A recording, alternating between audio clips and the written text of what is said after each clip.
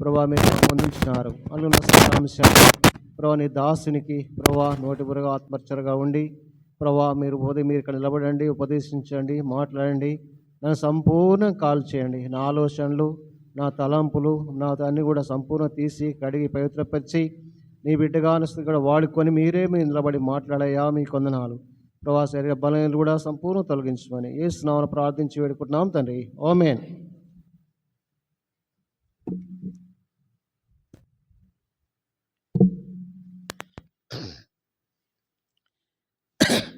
ఈ మాటలని కూడా మనం అనేకసార్లు వింటుంటూ వస్తున్నాం.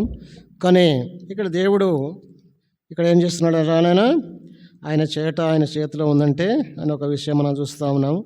15వ వచనంలో ప్రజలు కనిపెట్టుచు అతడు క్రియలను క్రీస్తయి ఉండునేమో అని అందరూ యెహోవాను గురించి తన హృదయములో ఆలోచించుచుండగా, యెహోవాను ఇక్కడ వ్యక్తి ఆయన అరణ్యంలో కేకనికి ఆయన చేస్తూ ఉన్నాడు. అక్కడ ఆయన కేకలు వేస్తున్నాడు. అక్కడ దేవుని రక్షణ సూత్రుడు ఆయన ఆలయంలో కేకలు వేసిన ఒక శబ్దము యేసయ్య గ్రంథం రాయబడిందని చెప్తా ఉన్నాడు. అంతే కూడా ఈయన చెప్తున్నప్పుడు ఆయన సువార్త చెప్తా ఉన్నాడు. అనేకులకు ఆయన బాప్తిసం ఇస్తూ ఉన్నాడు. వచ్చి బాప్తిసం ఇస్తూ అనేకులకు ఆయన జరిగిస్తున్నప్పుడు అనేకులు ప్రజలు అక్కడ కూడి ఏమనుకుంటున్నారు, ఈయన ప్రజలు కనిపెట్టి ఇతడు క్రీస్తయుడునేమో అంటే ఆయన చెప్పే మాటలను బట్టి, ఆయన చెప్పే అక్కడ సువార్తను బట్టి, ఆయన రక్షణ గీతాన్ని బట్టి ఈయన వాళ్ళ క్రీస్తయి ఉన్నాడేమో అంటే అనేకులు మనం అనుకుంటాం. అక్కడ ఒక్కొక్క దగ్గర మనం చూసినప్పుడు ప్రజలు అక్కడ దైవ సేవకులు లేకుండా విశ్వాసులైన వారు, పెద్దలైన వారు అక్కడ మనం పుల్పేట మీద వాక్యం చెప్పేటప్పుడు ఆయన వాక్యాన్ని చూసి, ఆయన మాటలను చూసి ఈయన దైవ సేవకుడు అయి ఉండొచ్చు అనుకుంటాం. అంటే అలా తర్వాత చూసినప్పుడు ఆయన ఒక సంఘ పెద్దనో లేకుంటే ఆయన ఒక విశ్వాసో అయి ఉంటారు. అంటే వారు దేవుడు ఎలా వాడుకుంటాడంటే వారికి అనుకూలమైన మాటలు దేవుడు ఆయనను వాడుకొని అందరికీ చూపిస్తూ వస్తున్నాడు. ఇక్కడ కూడా యోహాను కూడా అదే పని చేస్తూ ఉన్నాడు. యోహాను కూడా అక్కడ చూస్తే ప్రజలందరూ కూడా అనుకుంటున్నారు ఈయన క్రీస్తయుడునేమో అని గురించి తన హృదయంలో ఆలోచించుకుంటుండగా, ఏమన్నా హృదయాలు ఆలోచించుకుంటున్నారు. ఎదురుగా అంటలేరు, ఒకరి పక్కన ఒకరు కూర్చున్నారు, అక్కడ మందిరంలో కూర్చున్నారు. ఆయన ప్రభు వాక్యం చెప్తున్నాడు. ఆయన హృదయంలో ఆలోచించుకున్న ఆయన క్రీస్తయి ఉండొచ్చునేమో అంటే ఆయన చెప్పే మాటలు ఏమైందో హృదయంలో తాకుతూ ఉన్నాయి, హృదయాన్ని కదిలిస్తూ ఉన్నాయి. ఆ కదిలిచ్చే సమయంలో ఆయన ఏం చేస్తున్నాడంటే ఆయన వాళ్ళు అనుకుంటున్నప్పుడు యోహాను ఇక్కడ ఆయన చెప్తా ఉన్నాడు, నేను యోహాను, నేను నీళ్ళలో మీకు బాప్తిసం ఇచ్చున్నాను, అయితే నాకంటే శక్తిమంతుడు ఒక్కడు వచ్చుచున్నాడు, నేనేం చేస్తూ ఉన్నాను, నీళ్ళలో బాప్తిసం ఇస్తూ ఉన్నాను. ఆ హృదయాల ఆలోచనలు ఎరిగినాడు. వారికి ఇక్కడ నిలబడి జవాబు చెప్తా ఉన్నాడు. ఆయన ఆలోచన కూడా ఆయనకు వినపడ్డాయి. కానీ ఆయన ఏం చేస్తున్నాడు, నేను నీళ్ళలో మీకు బాప్తిసం ఇస్తున్నాను, నా వెనుక ఒక ఆయన వస్తూ ఉన్నాడు, ఆయన శక్తిమంతుడై ఉన్నాడు. ఎలా ఉన్నాడు ఆయన? చాలా శక్తిమంతుడు నా వెనుక వస్తున్నాడు. నేను కాదయ్యా, నేను క్రీస్తుని కాదు, నేను దేవుడని కాదు, నాకంటే ఒక శక్తిమంతుడు ఉన్నాడు, ఆయన వెనుక ఉన్నాడు, ఆయన వస్తున్నాడు. నిజంగా ఆయన పరిచర్యలో ఆయనను ప్రకటించే విషయంలో ఆయన ఏడ ఉన్నాడు, ఆయన శక్తిమంతుడు. ఇక్కడ నేను నిలబడ్డానంటే ఆయన వెనకమ్మడి ఉన్నాడు, ఆయన అందిస్తూ ఉన్నాడు. ఆ బిడ్డను ఇది ఇక్కడ అని చూపిస్తూ ఉన్నాడు. ఆయన శక్తి మనలో గుమ్మరిస్తాడు దేవుడు. ఆయన ఆత్మతో గుమ్మరించినప్పుడు ఆయన వాక్యమును ప్రకటించగలము. అలాగనైనట్లు నాకన్నా ఒక శక్తిమంతుడు ఉన్నాడు, నేను ఆయన ఉన్నాడు, ఆయన చెప్పుల వారిని ఇప్పటికి నేను పాత్రుడను కాను. అంటే ఎలాంటి వాడండి? ఆయన చెప్పే అద్భుత కార్యాలు చేస్తూ ఉన్నాడు, బాప్తిసం ఇస్తూ ఉన్నాడు, కానీ అనేక సువార్త ప్రకటిస్తూ ఉన్నాడు. ఆయనలో ఎలాంటి తగ్గింపు జీవితము. మన శక్తిమంతుడు ఆయన ఏం చేసినాడు? ఎవలట? ఆయన చెప్పుల వారును కూడా నెప్పడానికి యోగ్యుడని కాను. ఎంత తగ్గింపు చూడండి. ఆయన పాదములు ముట్టుకోవాలంటే, ఆయన చెప్పుల వారును ముట్టుకోవాలంటే యోగ్యత అవసరము, ఎంతో పరిశుద్ధమైన జీవితం అవసరము. కాబట్టి నేను అలాంటి వాడిని నేను యోగ్యుడని కాను అంటే ఆయన ఎంతగానో దేవుని మధ్యలో ఆయన తగ్గించుకొని మాట్లాడుతూ ఉన్నాడు. నేను యోగ్యుడని కాను ఆయన కానీ ఆయన పరిశుద్ధాత్మలోను అగ్నితోనూ మీకు బాప్తిసం ఇచ్చును. ఆయన ఎలా ఇస్తున్నాడు ప్రభు? బాప్తిసము పరిశుద్ధాత్మతో ఇస్తాడు, అగ్నితో కూడా ఇస్తూ ఉంటున్నాడు. ఆ బాప్తిసం అనేది ఎలా ఉండాలి? పరిశుద్ధాత్మను నిండుకునే బాప్తిసం ఉండాలి. మనం బాప్తిసం తీసుకున్నామంటే మన రక్షణ మారు మనసు ఎలా ఉండాలి? బాప్తిసం తీసుకుంటాము, నీళ్ళలో మునుగుతాము, బయటకు వస్తాము, మళ్ళా యథాస్థితి, మళ్ళా నూతన పనులు, నూతన క్రియలు, నూతన సంభాషణలు, నూతనలు, మరి అన్ని పాతవే, కానీ నూతనంగా ఉండాలి. కానీ అలా ఆయన అగ్ని అంటే కాల్చివేయబడాలి. ఆయన అగ్నితో వచ్చిన బాప్తిసము ఏముండాలి? వాళ్ళలో ఏమున్నాయో అన్నీ కూడా కాల్చివేసి పడవాలి. బాప్తిసుకున్నామంటే అవన్నీ కూడా అగ్నిలో పడవేయాలి. ఆ పడవేసినప్పుడే ప్రభువులో మనం నిలబడతాము, ప్రభువులో మనం ఆరాధించగలుగుతాము, ప్రభువుని మనం హెచ్చించగలుగుతాము, ప్రభువుని ప్రకటించగలుగుతాము. ఆయన బాప్తిసము పరిశుద్ధం నిండుకొనిది ఉంటుంది. మరి ఆ బాప్తిసానికి కూడా మనం అర్హులమై ఉన్నాము. కానీ ఇంకొక మాట చెప్తాను, 17వ వచనంలోకి వస్తే ఆయన ఎలా ఉన్నాడు? మన దేవుడు ఎట్లా ఉంటున్నాడు? ఆయన చేయట ఆయన చేతిలో ఉన్నది. ప్రియా సోదరి సోదరులారా, ఆయన చేయట ఎవరి దగ్గర ఉంది? ఆయన చేతిలో ఉంది. ఆయన ఎవరు? ప్రభువైన యేసుక్రీస్తు దేవుడు. ఆయన ఎవరు? వ్యవసాయకుడిగా పరలోకం నుంచి ఒక కుమారునిగా, ఒక మనుష్య కుమారుని భూలోకానికి వచ్చినాడు. భూలోకానికి వచ్చి ఆయన ఏం పట్టుకున్నాడు? ఒక చేట ఆయన చేతిలో ఉంది. సేద్యం చేసే రైతు ఏం చేస్తాడు? ఆయన వ్యవసాయం చేస్తాడు, పంట కూర్స్తాడు, కళ్ళములో పోస్తాడు. అది ఏం చేయాలి? దాని చెత్త అంతా కూడా చాడతోనే తూర్పారబట్టాలి. ఈ దినం వస్తే అది మనం చూస్తలేము. మన చిన్నతనంలో చూస్తే వరి కోసినామంటే, అది పడుగు పెట్టినామంటే, పడుగు గడ్డి తీసినామంటే వడ్లల్లో ఏముండేది? అంత చెత్త, గడ్డి, దుమ్ము ఉండేది. దానికి ఏం చేయాలి మరి? గడ్డి అంతా ఒడ్లు రాసిపోసి ఆ కళ్ళములో ఎత్తైన స్థలంలో నిలబడి ఆ పైన ఉన్న వ్యక్తి సాట పట్టుకొని కింద ఒకరు సాట అందిస్తారు, ఒకరు పోస్తూ ఉంటే ఆ గాలి అంతా తాళి వెళ్ళిపోతుంది. గట్టి గింజలన్నీ కూడా అక్కడ నిలబడతా ఉన్నాయి. చాట ఆయన చేతిలో ఉంది. వ్యవసాయకుడు కూడా ఆత్రిగానే పైన ఎలా ఉంటాడు? కళ్ళములో ఒక బండి పెట్టేవారు, ఆ బండి మీద ఒక నిలబడేవారు, నిలబడి ఒడ్లు పెట్టేవాళ్ళు. మన ప్రభు అయిన యేసుక్రీస్తు దేవుడు ఆయన పైన ఉన్నాడు. ఎక్కడున్నా? ఆకాశం ముందు ఉన్నాడు. ఆయన చేతిలో ఆయనకు సాట ఉంది. నువ్వు నేను ఎక్కడున్నాము? ప్రభువు ఆయన మళ్ళీ చెరుగుతూ ఉన్నాడు, సిద్ధంగా ఉన్నాడు. నువ్వు గట్టి గింజగా ఉన్నావా, లేకుంటే తాళి గింజలాగా కొట్టుకపోయే స్థితిలో ఉన్నావా? ఆయన దేవుడు ఆయన చూపిస్తూ ఉన్నాడు. మనం ఏ లీరుగా ఉన్నామో మనం పరీక్షించుకుందాము. అయ్యా నిజంగానే తాళి గింజ ఏం చేస్తుంది? అక్కడ పడినప్పుడు అక్కడ ఒకరు రెడీగా ఉంటారు, పొరక పట్టుకొని దాన్ని వేరు చేసి తీసుకుపోయి ఎమ్మడకి నుప్పులో పుట్టిస్తారు, అది కాలిపోతుంది. గట్టి గింజలను కూడా ఎక్కడ చేస్తారు? రాసి పోసి దానికి భద్రపరిచి దానికి ఏం చేస్తారు? ఆ ఒడ్లు ఇంటికి వచ్చేంత వరకు రైతు అక్కడనే కాపులా పొంతాడు. ఇప్పుడు మనం చూస్తలేం. ఒడ్ల కాడ చూస్తే అక్కడ వెళ్ళిపోతారు. అప్పుడైతే ఒడ్ల రాస్తుందంటే ఒడ్ల దగ్గర ఒకరు ఉన్నారంటే ఒకరు బాయికాని ఇంటికాచి అన్నం తీసుకుపోయి ఆయనకు అన్నం ఇచ్చి అక్కడనే పండుకునేవారు. అంటే ఆ రోజుల్లో దొంగలు ఎక్కువ. ఆ రోజుల్లో ఒడ్లు పైన అంటే బస్తాలను నింపుకుపోయేవాళ్ళు. అంటే ఏంది? అక్కడ అన్నం లేదు ఆ రోజుల్లో, కరువు ఎక్కువ. ఆ కరువు రోజుల్లో దొంగలు ఎక్కువ ఉన్నారు. ఇప్పుడు కూడా మనకు ఒక దొంగ ఉన్నాడు. ఆ దొంగ ఎలా ఉన్నాడు? ఎప్పుడు మన విశ్వాసులను మింగుదామా, ఎప్పుడు విశ్వాసులని పడేద్దామా, ఎప్పుడు వారిని సాక్ష్యాన్ని నష్టం చేద్దామా అని ఉంటున్నాడు. అందుకనే ప్రభువైన దేవుడు ఇక్కడ చాట పట్టుకొని ఆయన చేతిలో ఉన్నది. ఆయన తన కళ్ళను బాగుగా శుభ్రం చేసి తన కొట్టులో గోధుమలు పోసి ఆరున అగ్నిలో పొట్టును కాల్చి వేయన అందరితో చెప్పాను. ఎక్కడున్నాడు ఆయన? ఇక్కడ ఆయన బాగుగా చేస్తాడు. ఆయన చేస్తున్నాడు. గోధుమలను కొట్టులో పోసి శుభ్రం చేసినాడు. కళ్ళమును బాగా శుభ్రం చేసి, కళ్ళం అనేది ఏం చేస్తూ ఉంది? ఆ శుభ్రం కళ్ళములో అందరినీ గుంజలు ఉంటాయి. ప్రభుడి లోకం అనే కళ్ళంలో మనం ఉన్నాం. లోకములో మనం జీవిస్తూ ఉన్నాం. మరి ఎలా మసిగా ఉంటున్నామా అని దేవుడు చూస్తూ ఉన్నాడు. ఆయన చేట ఆయన చేతిలో ఉంది. ఆయన తూర్పార పెడతానికి రెడీగా ఉన్నాడు. తూర్పార పెట్టినప్పుడు గడ్డి గింజలు ఉన్నవారు ఆయన పరలోక రాజ్యానికి ఏర్పరచుకుంటాడు. ఇక్కడ ఏం చేసిన, అందరూ వచ్చినారు యెహోవా దగ్గరికి. అందరూ బాప్తిసం కొట్టి కొంతమంది వచ్చినారు. ఆయన గురించి అనేకులు ఆలోచిస్తున్నారు. ఈయన క్రీస్తు అయి ఉన్నాడేమో హృదయంలో ఆలోచించుకుంటున్నప్పుడు ఆయన అంటున్నాడు, నేను కాదయ్యా, నాకన్నా ఒక్కడు శక్తిమంతుడున్నాడు, ఆయన చెప్పుల వారు ఇప్పటికి నేను ఓకిడానికి కాను అంటే మనం కూడా ఏపాటి ఓగ్యం కాము. మనం ఎక్కడ ఉంటున్నాము? గోధుమలాగా, కొట్టులో పోసే గోధుమలలాగా ఉన్నామా? నిజంగా ఆరనగ్గిని పొట్టు కాల్చివేసే స్థితిలో ఉంటున్నామా? మనం పరీక్షించుకుందాం. ఎలా అంటే నిజంగా ఆ గోధుమలు మంచివి ఎక్కడ పోయినాయి? గోధుమలకు రాసులు గోదాములోకి వెళ్ళిపోయినాయి.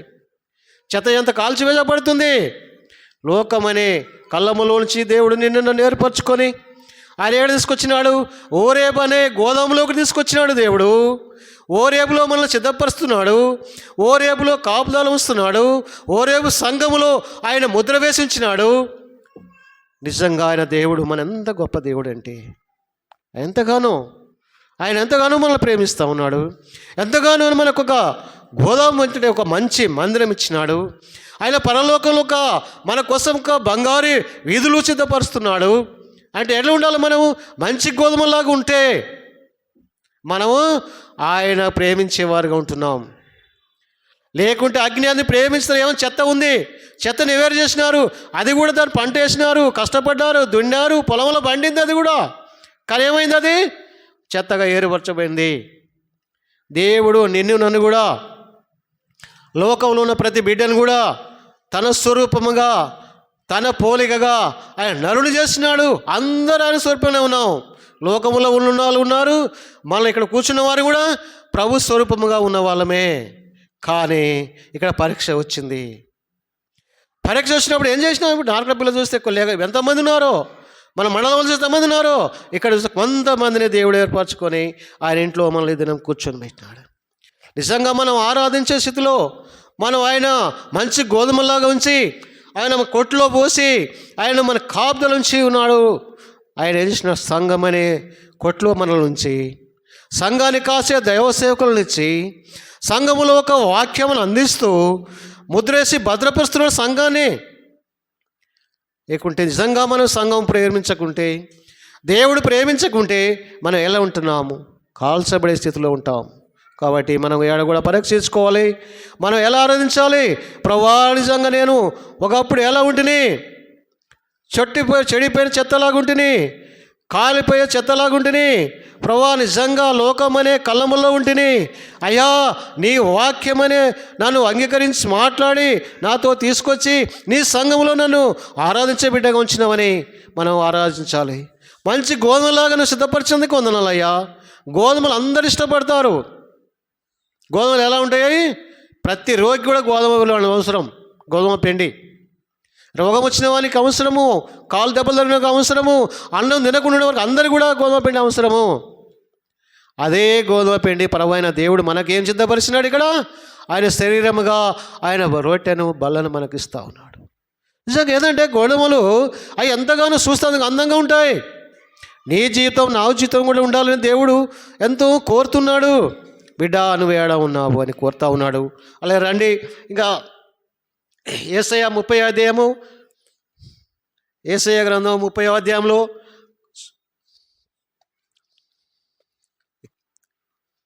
24వ అధ్యాయం చూడండి.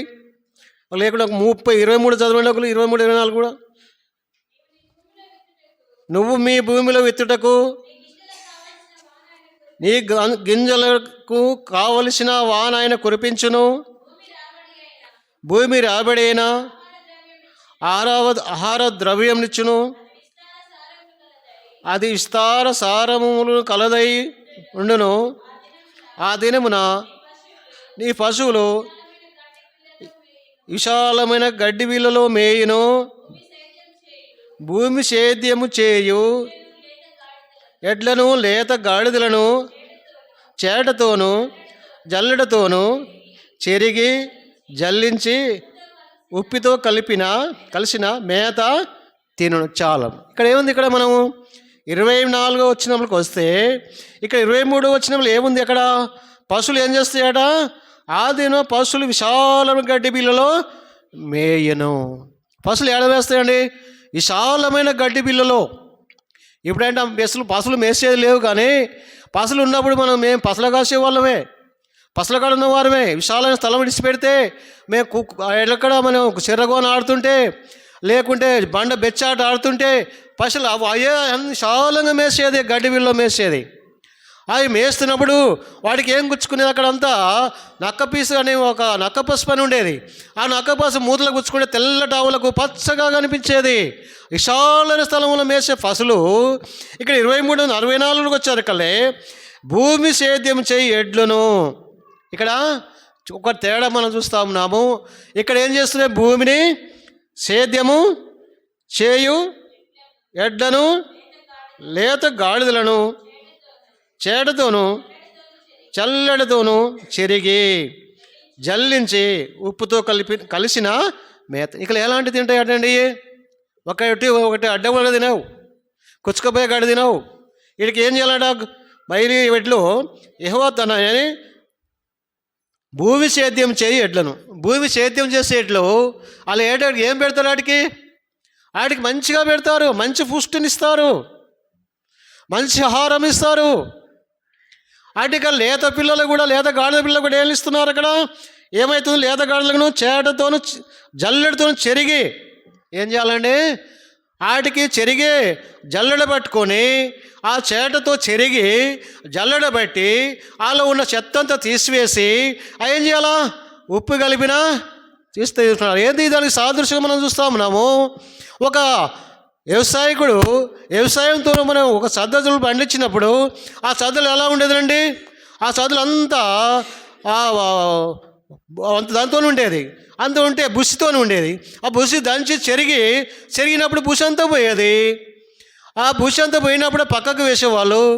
అక్కడ చేసినప్పుడు అనలేని కొన్ని కాయలు ఉండేవి. కాయలుకున్న సజ్జల్లో మరి ఏం చేయాలంటే ఏం చేయాలా?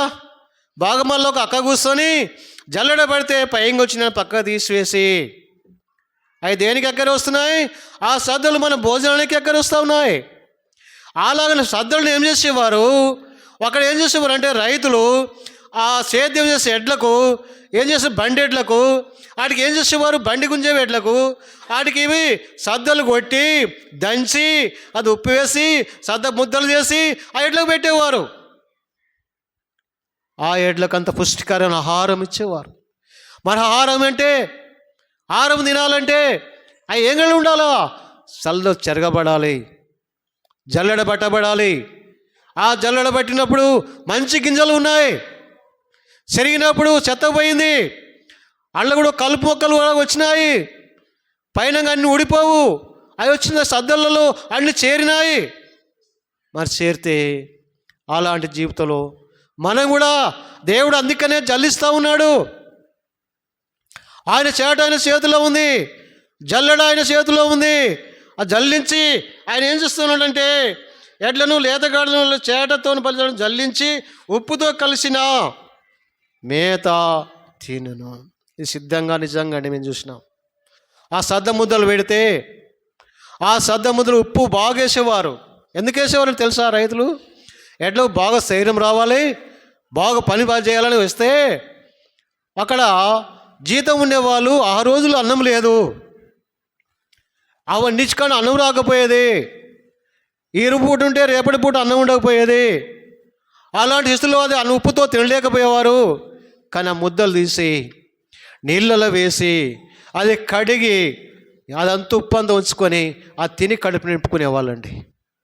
అంటే వీటికి లేత దూడలకి ఎలాంటి అవసరమో ఆహారం అవసరం. నీవు నేను కూడా సేద్యం చేసి ఎడ్లలాగా ఉన్నాము. సేద్యం అంటే ప్రభువైన వాక్యాన్ని ప్రకటించేవారుగా ఉన్నాము, ప్రభువైన వాక్యాన్ని అందించేవారుగా ఉన్నాము, ప్రభువైన క్రీస్తుని ప్రార్థించేవారుగా ఉన్నాము. ఆయనకి ఎలాంటి ఆహారం కావాలో మనకు మంచి పుష్టికరమైన ఆహారం కావాలి. మనకు ఆహారం ఎక్కడి నుంచి వస్తుంది? బైబిల్ ధ్యానించాలి. బైబిల్లో లేఖన భాగాలు మనల్ని బలపరుస్తాయి, లేఖన భాగాలు మనతో మాట్లాడుతుంటాయి, మనల్ని నడిపిస్తుంటాయి. మళ్ళీ ఎంతగానో ఆయన ఉన్నత స్థలంలో మనం తీసుకొస్తారు. నిజంగా ఇలాంటి జీవితంలో మనము జీవిస్తూ ఉన్నాం. ఎక్కడ నిజంగా ఎలాంటి స్థితిలో ఉన్నాం ప్రభువా? నిజంగా సద్దల్లాగా ఇలాంటి సరిగిపోయిన స్పొట్టలాగా ఉంటేమా? సద్దలో మిళితమైన అలాంటి కరుకుల్లాగా ఉంటేమా? జల్లులో పెట్టినప్పుడు మంచి సద్దలు వచ్చేసినాయి, కింద ఇసుక రాలిపోతుంది. నాలో ఎలాంటివన్నీ చెడు ఉంటే, నాలాంటి కీడు ఉంటే అన్నీ నువ్వు తొలగించినావు ప్రభువా, మీ కొందలని ప్రభుని మనం ఆరాధిస్తాం. అలాంటి ప్రార్థన జీవితంలో, అలాంటి ఆరాధన జీవితంలో మన దేవుడు నిన్ను నన్ను నిలబెట్టి నడిపిస్తూ ఉన్నాడు. నిజంగా ఎట్ట మనము పరీక్షించుకుందామా? మనం పరీక్షించుకు ఆలోచిస్తాము, మనం ఆరాధిస్తాము. ఆయన చేట ఆయన చేతిలో ఉంది. వీరికి ఏదో అవసరము? సేద్యం చేసే ఎడ్లకు అది మంచి పుష్టికలైన చల్లెడ చాటతో చెరిగింది, జల్లెడతో పట్టింది, ఉప్పు కలిపిన గడ్డి లేత ఏట ఉప్పు కలిపిన జల్లించిన ఉప్పుతో కలిపిన మేత తినును. కలిసిన ఉప్పుతో కలిసిన మేత అంటే అది మనం కూడా ఉప్పు అనగా ప్రభువైన యేసుక్రీస్తు దేవునికి మనం సాదృశ్యంగా చూస్తున్నాం. మనది రుచికరంగా ఉండాలి, మన మాటలు, మన వాక్యం, మనము నడవడి రుచికరంగా ఉండాలి. మన ప్రార్థన దేవునికి మహిమకరంగా ఉండాలి. మన ఆరాధన ఆయన సంతోషపెట్టే బిడ్డలుగా ఉంచాలి. ప్రభువును మనకు ఎలాగా అలాగనే మనం చూద్దాము. ఇంకా కూడా చూడండి, 28వ వచనం కూడా ఒకసారి చూడండి. అదే అధ్యాయము 29వ వచనము. ఆయన ఊపిరి కుతికల లోతు వచ్చు ప్రభావమైన నది వలె ఉన్నది. వ్యర్థమైన వాటిని చెదరగొట్టు జల్లెడతో అది జనములను గాలించును. తోవ తప్పించు కళ్యము జనుల దడవలలో ఉండను. చాలయ్య. ఇక్కడ ఏముంది? ఇక్కడ ఆయన ఎట్లున్నాడు మన దేవుడు? ఆయన ఊపిరి కుతికల లోతు వచ్చు ప్రభావంలో నది వలె ఉన్నది.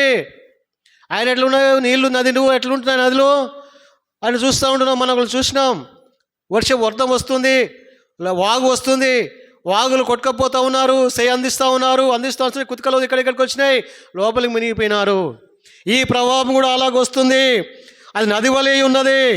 నది వచ్చినప్పుడు వ్యర్థమైన వాటిని చెదరగొట్టు జల్లెడతో అది జనములను గాలించును. వ్యర్థమైన వాటిని ఏం చేస్తున్నాడు ఇక్కడ? వ్యర్థమైన వాటిని చెదరగొట్టు జల్లెడతో అది జనములను గాలించును. అంటే గాలించుతున్నది జనములతో. మరి ఎలా ఉంటున్నాం మనం? వ్యర్థమైన వాటిని చెదరగొట్టాలంటే అది జల్లెడను అవసరం వస్తుంది.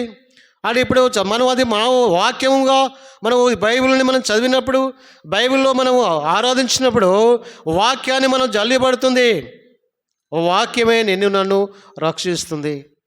మనం ఏదో ఒక చెడు మాట్లాడినప్పుడు, ఏదో రబ్బున నోరు జారినప్పుడు దేవుడు వాక్యం గుర్తు చేస్తాడు. బిడ్డ, నువ్వు చెడు మాట్లాడుతూ ఉన్నావు, నువ్వు గాలించబడుతున్నావు, నిన్ను జల్లెట్లో వచ్చి జల్లిపట్టబడుతున్నాను. ఆయన చెడిక మాట్లాడుతూ ఏముంది అట ఇచ్చిన ఆయన? త్రోవ తప్పించు కళ్యము జనుల దడవలో ఉండును. త్రోవ తప్పించు కళ్యము జనులలో దడవలు అంటే తోవ తప్పించే కూడా ఉంటున్నాయి. సాతానుడు ఏం చేస్తాడు? తోవ తప్పించి ఎక్కడో తీసుకుపోతాడు. అబ్రాహాము ఆయన ఎవరు చూసినాము? అవ్వను చూసినాం. ఆదాము అవ్వను చూసినప్పుడు ఆదాము ఏం చేసింది? అక్కడ తీరం కూడా పండును చూసింది, కళ్ళకు మంచిగా అనిపించింది, పోయి తెప్పుకుంది, తిన్నది. ఏమైపోయింది అక్కడ? ఆ కళ్ళు తెరవబడ్డాయి. ఇక్కడ కూడా చూస్తే నీ జీవితం నా జీవితం ఏడ ఉన్నాం? జల్లెడలోకి వచ్చేవారు ఉన్నామా? జల్లించోలో జీవితంలో ఉన్నామా? జల్లింపబడుతున్నాం. నిజంగా మనం చూసి సైతానుడు వెనకబడి ఉంటాడు. కానీ నేను ఒక వీడియో చూసినాను. ఆ వీడియో చూస్తే ప్రభు ముందర పోతూ ఉంటే అక్కడ వెనకబడి పెద్ద గుండె ఎత్తేస్తున్నాడు. ఆ గుండె ఎత్తేస్తే ఆ గుండు ఆయన మీద పడబోదు. ఆయన ఏం చేసినా ప్రభు తిరిగినాడు. తిరగంగానే గుండె మీద అక్కడ దూరం అయిపోయింది. వాడు పోయి ఆ లోయలో పడిపోయినాడు. అంటే మనం ఏం చేయాలా? ప్రభు వైపు మనం చూసినప్పుడు మన మీదకి వచ్చే శ్రమలు, కష్టాలు అన్నీ కూడా పక్కకి వెళ్ళిపోతాయి. మనం వాటినే చూసుకుంటూ పోతే అవి మన వెంబడే వస్తాయి. పేతురు ఏం చేసినాడు? నీళ్ళ మీద నడిచినాడు. ప్రభువా, నువ్వే దేవుడు అయితే నేను కూడా వస్తాయా అంటే రా పేతురు రా అన్నాడు. అంటే ఏం చేసినాడు? నీళ్ళ మీద నడుచుకుంటూ పోతా ఉన్నాడు. నడిచిండు ఆ నీళ్ళ మీద, ఆయన మంచి నడుచుకుంటూ పోతుండు. ప్రభు వైపు చూసి రిటర్న్ చూసినాడు. ఓహో, ఎంత గొప్పవాని అయినప్పుడు నేను నీళ్ళలో నడుస్తున్నాను అని ఇక్కడక్కడ చూసి వాళ్ళ నీళ్ళని ఇట్టేట జర వ్యతిరేకం చూసుకుంటూ పోతుండాయేమో, నేను నడుస్తున్నాను చూడండి. నిజంగా మనం కొన్ని విషయాలు చూస్తాం, మనకన్నా కొంచెం ఈ లెవెల్లో ఉండి ఒకవేళ మనతో ఉండి ఎక్కువైపోయిన చూస్తారు, గొప్పలు చూపించుకుంటూ వాటి ఒక నోటితో చెప్పకుండా ఒక సైగతో ఒక వ్యయముతో చూపించుకుంటూ పోతారు. నేనంటే ఏంది, నేను ఇట్లా అయినాను కదా, అట్లా కూడా అప్పుడు ఈయన కూడా పేదలు అట్నే పోతున్నాడేమో. ఆ బిడ్డాడు చూడంగానే గాలి వచ్చింది, గాలి వైపు చూసిండు, మునిపోసాగాడు. మనం కూడా పరిస్థితుల వైపు చూడొద్దు. పరిస్థితుల వైపు చూస్తే మనం నిలబడలేము, ఆయన గణపరచలేము. ఆ పరిస్థితిలో చూస్తే ఇక్కడ కూడా ఆయన ఏం చేసినాడు, ఆయన గాలించు జల్లెడతో అది జనములను గాలించును. పరిస్థితులు మనల్ని ఇబ్బంది పెడతాయి, పరిస్థితులు మనకు గాలిస్తాయి, కానీ మనం దేవుడి వైపు ఆయన చూసి ఆయన ఫేతులాగా మనం ఎట్లా విశ్వాసంతో నడిచిపోదాం. ఇంకా రోడ్డు చూసుకొని సమయము అదే 30వ అధ్యాయంలో 20 ఆదికాండం 37వ అధ్యాయము 35వ వచనము 37, 35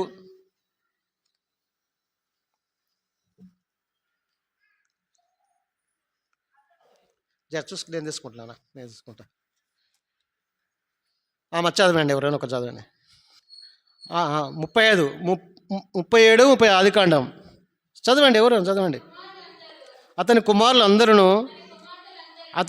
అందరూ అతని ఓదార్చుటకు యత్నం చేసిరి. అయితే అతడి ఓదార్పు పొందనొల్లక అంగలార్చుచు మృతుల లోకమునకు నా కుమారుని యొద్దకు వెళ్ళదని చెప్పి అతని తండ్రి అతని కోసం ఏడ్చాను. ప్రియా సోదరి సోదరులారా, ఇక్కడ మనం చూస్తా ఉన్నాం, ఎవరి కోసమైనా ఏడుస్తూ ఉన్నాడు, ఎవరి కోసమైనా ఇబ్బంది పడుతూ ఉన్నాడు, తన కుమారుని కోసం ఆయన ఎంతగానో. 34వ వచనం చూస్తే, యాకోబు తన బట్టలు చెప్పుకొని తన నడుము గోనెపట్ట కట్టుకొని అనేక దినములు తన కుమారుని నిమిత్తము అంగలార్చుండగా. ఏం చేస్తున్నాడయ్యా యాకోబు? యోసేపు జీవితం మనకి ఇక్కడ చూస్తూ ఉన్నాము. ఆయన ఏం చేసినారు, తమ్ముళ్ళు వాళ్ళ కుటుంబం అంతా అన్నలు ఆయన తీసుకుపోయి అక్కడ తీసుకుపోయి అక్కడికి ఏరే అమ్మివేసి ఆయన ఒక అంగిని మేకను కోసి ఆ బట్టలు రక్తం ముంచి, ఈ అంగి నీ కుమారునే చూసుకో కూడా, మన తమ్మిందే చూడు నాన్నలే, నీ కుమారునే చూసుకో అయ్యా, చూసుకో. అక్కడ వారు యోసేపు అంగిని తీసుకొని ఒక మేకపిల్లని 31వ వచనంలో మేకపిల్లని చంపి దాని రక్తంలో అంగి ముంచి ఆ విచిత్రమైన నిలుగుటంగిని పంపగా వారు తండ్రి వద్దకు దాన్ని తెచ్చి, ఇది మాకు దొరికను, ఇది నీ కుమారుని అంగి అవునో కాదో గుర్తుపట్టమని చెప్పిరి. ఎంత చూడండి, నీ కుమారునో కాదో చూసుకో. అయ్యా మా దగ్గరికి వచ్చి, నానా మన తమ్ముడు ఒకవేళ అక్కడ ఏదో చంపేసినట్టుంది, అంగి రక్తంలో ఉంది, ఇది చూడయ్యా నువ్వైతే గుర్తుపట్టలేకపోతున్నావు, దానికి అంత రక్తం అంటింది, మరి దాన్ని గుర్తుపట్టలేస్తున్నావు చూడని చెప్పలే. చూసుకో, నీ తండ్రి కొడుకుదో కాదో చూసుకో. చూడు ఎట్లా ఉంటున్నారు, ఎంత గొప్ప దేవుడు, ఎక్కడికి ఆయన ఎంత అవమానంగా ఉన్నాడు. వాళ్ళు ఎంతగానో ఒక తండ్రి కుమారులే, వాళ్ళకు ప్రాగా ద్వేషము అక్కడ ఉంది. కానీ యాకోబు ఏడుస్తూ ఉన్నాడు, ఆయన బంటలు చెప్పుకున్నాడు. కానీ మన ప్రభు అయిన యేసుక్రీస్తు దేవుడు, ఆయన నీ కోసము నా కోసము పరలోకం నుంచి భూలోకానికి వచ్చినాడు. ఆయన భూలోకానికి వచ్చి ఆయన ఏమిచ్చినాడు, ఈయన బట్టలు చెప్పుకుంటే ఆయన ఏం చేసినాడు, ఒక్కటి దగ్గర కొరల దెబ్బలు 41 దెబ్బలు కొరల దెబ్బలు తిని ఆయన శరీరం అంతా కూడా పంచ గాయములు పొందినాడు. నిజంగా ఆయన శరీరములో ఒక రక్తం ముద్ద కూడా లేదు, బొక్కలు ఎముకలను తేలిపోయినాయి, రక్తం అంతా కారిపోయింది. ఎందుకంటే నీ కోసం నా కోసం ఆయన తండ్రి దగ్గర ఆయన ఎంతగానో ఆయన చీల్చబడ్డాడు, ఎంతగానో ఆయన రక్తము కార్చినాడు. ఆయన తలలో ముళ్ళ కిరీటం పెట్టుకున్నాడు. ఎందుకంటే నిన్ను నన్ను చేసిన పాపముల నిమిత్తమై, నువ్వు నేను చేసిన తలంచిన ఆలోచనల నిమిత్తమై ఆయన తలలో ముళ్ళ కిరీటం పెట్టుకుంటే ఆ ముళ్ళు లోపలికి దిగిపోయినాయి. చూడండి, తండ్రి ఆయన మన తండ్రి, మన దేవుడు నీ కోసం నా కోసం అని ఎంత త్యాగం చేస్తున్నాడంటే, ఇలాగనే యాకోబు తన కుమారుని కోసము ఆయన బట్టలు చెప్పుకొని వేస్తూ ఉన్నాడు. ఆయన ఓదార్చేవాళ్ళు ఎవ్వరు లేకపోతున్నారు. చూడండి, మన దేవుడు కూడా సిలువలో ఆయన చేసినప్పుడు సిలువను మోసుకొని పోతున్నప్పుడు ఆయన కొరడల దెబ్బతో కొడుతుంటే, ఆయన సోల్కుంటూ పోతుంటే, ఆయన ఎవ్వరు కూడా ఓదార్చని ముందుకు రాలే. ఆయన అనేకులు అవమానిస్తున్నారు, వీళ్ళని చేస్తున్నారు. ఆయనను ఆయన మన కోసం సిలువను ఎక్కడ తీసుకుపోయినాడు? గోల్కొతా కొండ మీదకి మోసుకుపోయినాడు. ఆ సిలువ మీదనే ఆయన విజ్ఞాపన చేస్తున్నాడు. ఆయన ఇద్దరు దొంగలున్నారు ఆయనతో పాటు. వాళ్ళు కూడా నువ్వు దేవుడవైతే నిన్ను రక్షించుకో, మమ్మల్ని కూడా రక్షించు అని చెప్పినాడు. కానీ వాళ్ళు ఏం చేసినారు? తండ్రి ఒకడు ఉన్నాడు, తండ్రి నువ్వు వచ్చినప్పుడు ఈ దేశంలో నన్ను జ్ఞాపకం చేసుకుంటే నేడే నువ్వు నా ప్రదేశంలో ఉందా నాతో ఉండవని సెలవిచ్చినాడు. నేనెంత గొప్పవాడయ్యా. యాకోబు కూడా అలాగనే ఆయన ఎంతగానో ఏడుస్తామండు, ఎంతగానో వేదన పడుతుండు. అందరు ఉన్నారు, ఒక కొడుకు పోతే ఏంటండి?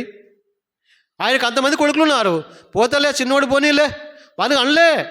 ఆయన కోసం కూడా తనకు తండ్రికి కన్న తల్లికి బిడ్డల గురించి ఎంత ఆవేదన ఉంటుంది. చెడిపోతే, ఆగమైతే చాలా బాధ ఉంటుంది. ఈ తండ్రి కూడా అలాగనే ఏడుస్తూ ఉండండి. వేస్తుంటే అందరూ కూడా ఆయన కాడికి వచ్చినారు. ఆయన అందరిని 35లో చూస్తే అతని కుమారులు అందరూ అతని కుమార్తెలను అందరూ అతని ఓదార్చుటకు యత్నం చేసిరి. అయితే అతడు ఓదార్పు పొందనల్లక నేను అంగలార్చున్న మృతలోకమునకు నా కుమారుని యొద్దకు వెళ్ళదని చెప్పి ఎక్కడ పోతా ఉంటాడు? అతని తండ్రి అతని కోసం ఏడ్చాను. నేను పోతాను, నేను ఉండను, నా కుమారుని దగ్గరికి నేను వెళ్ళిపోతాను, ఆయన ఒక్కడి నేను చేరుకుంటాను అంటే దేవుడు కూడా అలాగనే భూలోకానికి వచ్చినాడు. ఆయనకి ఎందుకండి? భూలోకం అందరూ కూడా ఆయన మనుషులే, సృష్టికర్త. అందుకని నీ కాడికి నా కాడికి వచ్చి ఆయన ఎంతగానో ప్రేమతో నీ చుట్టూ నా చుట్టూ ఆయన కాపుదలు వస్తున్నాడు. ఈ జ్ఞాపన తండ్రి దగ్గర చేస్తుండు.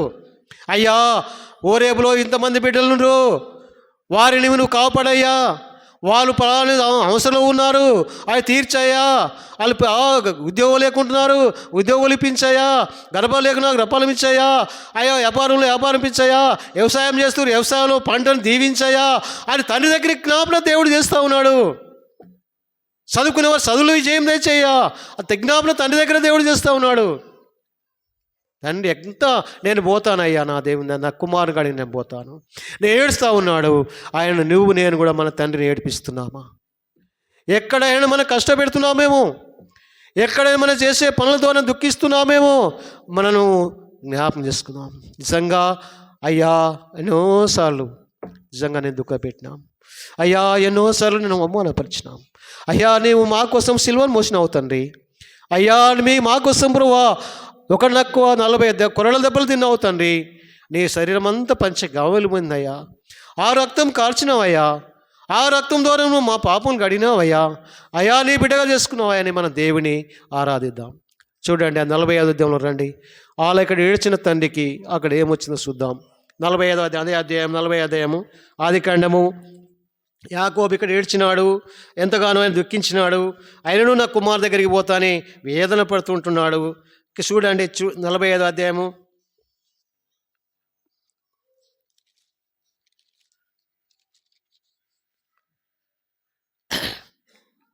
45:6 వచనం చూడండి. ఆదికాండం 45:6 చదవండి ఎవరైనా. 45:6 2 సంవత్సరం నుండి కరువు దేశంలోనున్నది, సేద్యమునైనను కొంతైనను లేని సంవత్సరములు ఇంకా 5 వచ్చును. మిమ్మును ఆశ్చర్యముగా రక్షించి దేశంలో మిమ్మల్ని శేషముగా నిలుపుటకును ప్రాణంతో కాపాడుటకును దేవుడు మీకు ముందుగా నన్ను పంపించను. ఇక్కడ చూడండి, ఇక్కడ ఏమైంది? ఇక్కడ యోసేపు జీవితం మనం చూస్తూ ఉన్నాం. అక్కడ తండ్రి ఎంతగానో వేడిచిండు, తండ్రి ఎంతగానో అంగలార్చిండు. నా తండ్రి దగ్గరికి నా కొడుకు దగ్గర నేను పోతానని వేడ్చినాడు. ఆయన ఎంతగానో ఆయన వేదపడ్డాడు. ఆయన వేదనను దేవుడు చూసినాడు, ఆయన దుఃఖాన్ని దేవుడు అంగీకరించినాడు. ఆయన చూసి ఎక్కడ పంపించిండు? ఐగుప్తు దేశానికి పంపించినాడు. ఐగుప్తు దేశంలో కరువు, దేశమంతటా కరువు వచ్చేసింది. ఆ కరువు సమయంలో 4వ వచనము, అంతటా యోసేపు దగ్గరికి రండి అని సహోదరులతో చెప్పినప్పుడు వారు అతని దగ్గరికి వచ్చిరి. అప్పుడు అతడు ఐగుప్తునకు వెళ్ళినట్లు మీరు అమ్మివేసిన మీ సహోదరుడైన యోసేపును నేనే. చూడండి, అన్నదమ్ములు అక్కడికి అందరు కూడా ఏమొచ్చినారు? ఐగుప్తు దేశానికి ఆహారం కొంటందుకు వచ్చినారు. దేశంలో ఎక్కడ 2 సంవత్సరాలు కరువు వచ్చింది, 5 సంవత్సరాలు 7 సంవత్సరాలు ఉంది కరువు వచ్చింది. కరువుల వాళ్ళ దగ్గర ఏం లేవు.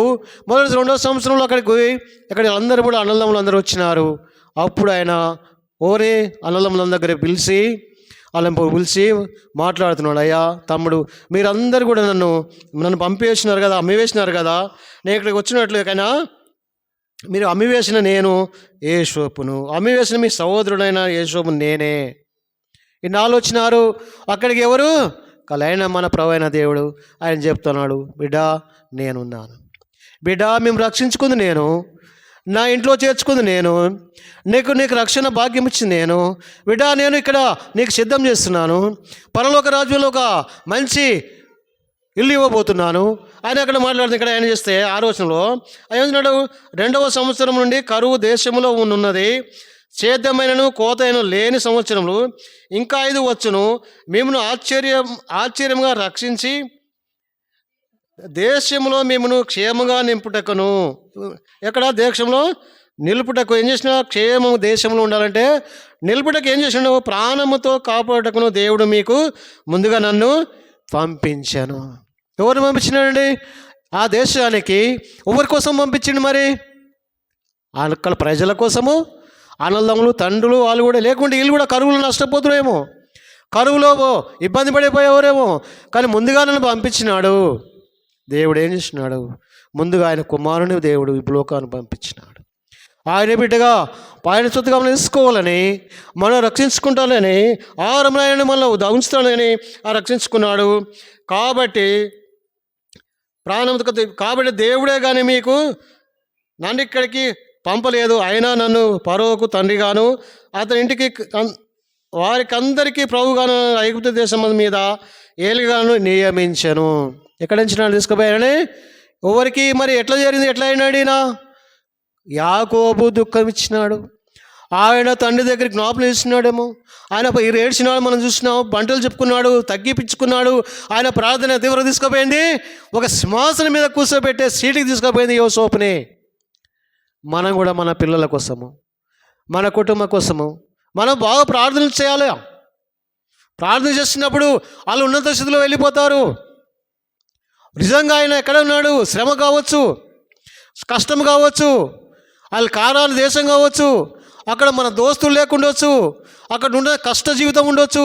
కానీ ఉన్నాడు దేవుడు నీతో మాట్లాడుతాం, నిన్ను అక్కడ ఉంచాలని చూసినాడు. ఎలాంటి స్థితిలో ఉంచినాడో? జైల్లో వేసినారు ఆయనని. జైల్లో వేస్తే అనేకులు కళ్ళను పడినారు. ఆ కళ్ళ స్వభావం కూడా చెప్పిన జైలు మీద కూడా ఆయన అధికారిగా ఉంచినాడు దేవుడు. జైల్లోకి పోతే జైల్లో ఉన్న వాళ్ళ మీద కూడా ఈయన ఒక అధికారిగా నిలబెట్టినాడు యేసోపుని. నీ జీవితం నా జీవితం అలా ఉంది. మనం కూడా ఒక స్థానాన్ని ఉంచిందంటే మనం ఏం చేయాలా? ప్రభు నన్ను ఇక్కడ ఆయనకు అవసరము, నేను ఆయనకు నేను సేవ చేయాలి, ప్రజలకు సేవ చేయాలి, ఆయన వాక్యాన్ని నేను బయలుపరచాలి, ఆయన ప్రేమ నేను చూపించాలి. ఎందుకండి హాస్పిటల్లో క్రైస్తవ నర్సులే ఎక్కువ ఉంటారు. చూడండి, క్రైస్తవ నర్సులే ఎక్కువ ఉంటారు, క్రైస్తవ డాక్టర్లు ఉంటారు. దేవుని బిడ్డలమైన వారు ప్రభుని ఆరాధించే వాళ్ళు ఎక్కువ. ఆ కట్లు కట్టే కాళ్ళు ఉంటారు, బ్లడ్ తీసే కాళ్ళు ఉంటారు, ఎక్కడంటే కౌన్సిలింగ్ ఇచ్చే కాళ్ళు ఉంటారు. అంటే దేవుడు ఏం చేస్తున్నాడు? ఆయన బిడ్డలను వాడుకొని ఏ ఒక్కరు కూడా నశించిపోకుండా ఆయన ఏం చేస్తా ఉన్నాడు? ఆయన సువార్తను ప్రకటిస్తూ ఉన్నాడు. కానీ మనం కూడా యేసోపుల జీవితంలో నిజంగా అయ్యా, ఒకనాడు మేము యేసోపుని ఒక గుంటలో వేసినారు. ఆ గుంటలో జీవితాన్ని ప్రభా మీరు పైకి తీసుకొచ్చినారు. ప్రభా ఐగుప్తు దేశంలో ఒక అధికారిగా నిలబెట్టినారు. నేను కూడా పాడుపోయిన లోకములో ఉన్న నన్ను ప్రభా నువ్వు రక్షించుకున్నావు అయ్యా. నిజంగా ఓరేబు అనే బండ మీద నిలబెట్టినావు అయ్యా, మీకు వందనాలని. యేసోపు లాంటి జీవితం నాకు ఇచ్చినారు అయ్యా, నిన్ను కాపాడినందుకే వందనాలు. నిజంగా యాకోబులాగా మాద కోసం నువ్వు తండ్రి దగ్గర జ్ఞాపకం చేసినావు అయ్యా అని మనం ప్రభువుని అడిగితే మనం ఆరాధిస్తాం. ఎలా ఆరాధించాలంటే ప్రభువుని మనం ఆత్మతో సత్యంతో ఆరాధిద్దాం, తగ్గించుకొని ఆరాధిద్దాం. ఇక్కడ ఆయన చూసినా మనం ఆయన చేట ఆయన చేతిలో ఉంది. కళ్ళం బాగు చేసినాడు. కళ్ళం దుమ్మంతా ఎక్కడ పోయింది? మంటలోకి పోయింది. మంచి గోధుమలు ఎక్కడ పోయినాయి? అవి కొట్లోకి పోయినాయి, గోదాములోకి వెళ్ళిపోయినాయి. మనం కూడా తీసుకొచ్చినాడు, ఓరేపులో ఉంచినాడు. ఆ శ్రద్ధలు అవన్నీ పెట్టినాడు, జల్లెడతో జల్లించినాడు. ఉప్పు కలిపిన మేతగా అయింది. ఆ లేత గాడిద పిల్లలు, సేద్యపు సరుచు ఎడ్లు అవి తినే వారంగా మారింది. అంటే నీ ప్రార్థన నా ప్రార్థన, నీ ఆరాధన నా ఆరాధన దేవుడికి ఇనసొంపయ్యే రీతిలో ఆరాధించుతాం. అలా ఆరాధించాలి. దేవుడు ఆరాధన అంటాడు. ఆరాధనలో మనము ఇంకొక నిమిషం తీసుకొని మనం ప్రభు సన్నిధిలోకి వెళ్ళిపోదాం. మలాకి 3 టైం అవుతుంది. మలాకి 3 ఉన్నాయి.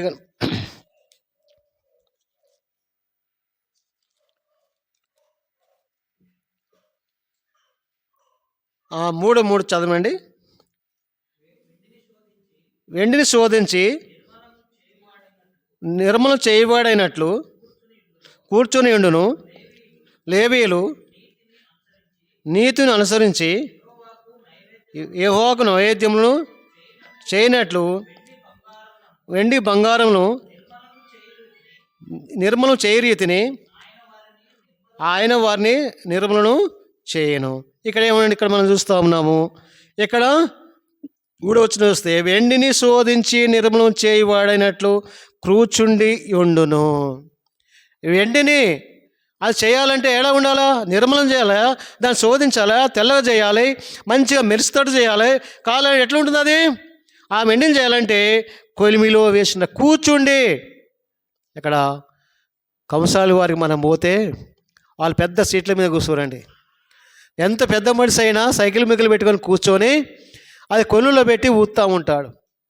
చూడండి, నిజంగా దాన్ని శుద్ధి చేయాలంటే ఎంతో శ్రమ అవసరం. ఇప్పుడంటే గ్యాసులు వచ్చినాయి, గ్యాస్ కనెక్షన్ పెట్టి దాన్ని మంట పెడుతున్నారు. అప్పుడు ఒక సన్న పుల్ల పెట్టుకొని దీపం ముట్టించి ఊది ఊతే అది కాలు ఇంతవరకు కరిగేంత కూడా ఊదేవాళ్ళు.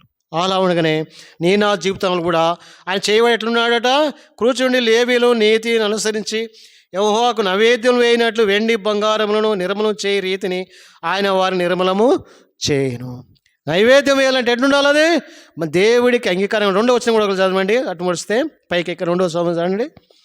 అయితే ఆయన వచ్చి దినమును ఎవ్వరు సహింపగలరు, ఆయన అగుపడగా ఎవ్వరు ఓరగలరు. ఆయన కంసాల అగ్ని వంటి వాడు, సాగల వాని సబ్బు వంటి వాడు. ఇక్కడ ఏం చేసినాడు దేవుడు? ఇక్కడ మనం చూస్తే ఆయనని మనం ఎవ్వరం కూడా చూడలేమండి. ఆయన వచ్చు దినము ఎవ్వరును సహింపగలరు, ఆయన అగుపడగా ఎవరు ఓరవగలరు. ఆయన కంసాలి అగ్ని వంటి వాడు.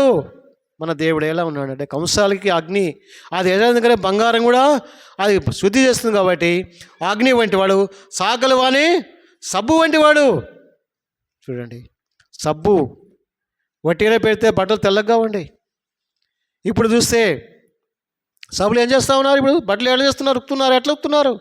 ఎవరైనా కాళ్ళ మీద బట్టలు ఉక్కుతున్నారా? పారు నీళ్ళలో బట్టలు ఉక్కుతున్నారా? ఇప్పుడేం అది వేస్తే ఏంది, మన వాషింగ్ మెషిన్ వేస్తే ఆ కలర్ మారిపోతున్నాయి. మన తేటగా దొడుక్కొని తిరగాలంటే మొత్తం కాయి పట్టిపోతున్నాయి. ఆ దినాలలో సాకలి వాళ్ళు బట్టలు తీసుకుపోయి చెర్లలో ఉతికితే, పారు నీళ్ళలో ఉతికితే మేము ఆశ్చర్యపోయేదండి. మిర్యాలగూడలో జాబ్ చేసేటప్పుడు ఆ హాస్పిటల్ ఏమంటే నీళ్ళు పోతాయి, పెద్ద కాలువ ఉంటుంది. ఆ కాలువ ఏమంటే బట్టలు ఉతికేవారు. మరి ఆ బట్టలు ఉతికితే తెల్లగా ఆరేసి ఉండేవాళ్ళు. అంటే ఆ దినాల్లో సాగలు వారు బట్టలు ఉతికి ఎట్లా ఉతికేవాడు? సోడేసి సౌడు వేసి ఒక కుండ పెట్టి అందులో పెట్టి ఉడకబెట్టి బట్టలు ఉతికితే బండ కొడితే గదరంతా పోయి తెల్లటి బట్టలు అయ్యేది. మరి ఆ బట్టలు కూడా ఓలు కట్టుకునేదండి. మంచి ఊరు పోలీస్ పటేలు, మాలు పటేళ్ళు, పెద్ద పెద్ద వాళ్ళ బట్టలు కట్టుకునేవారు. ఎందుకంటే అలాంటి కొట్టబడ్డాయి, అలాంటి ఉడకబెట్టబడ్డాయి, అలాంటి పిండబడ్డాయి, అది తెలుపుగా అయినాయి. అందుకనే అక్కడ దేవుడి బైబిల్లో వాక్యం రాసి పెట్టినాడు. సాకలు వాని సబ్బు వంటి వాడు. నిజంగా సాకలు వాయిన పేరు వచ్చింది, ఒక రైతు పేరు వచ్చింది, కంసాలి పేరు వచ్చింది, ఇక అందరి పేర్లు ఇక్కడ బైబిల్లో వ్యవసాయదారుడి పేరు వచ్చింది. ఎద్దులు ఉన్నాయి, గాడిదలు ఉన్నాయి. ఇవన్నీ కూడా దేవుడు మళ్ళీ ఎలా ఉన్నాము? కొట్టబడుతున్నామా?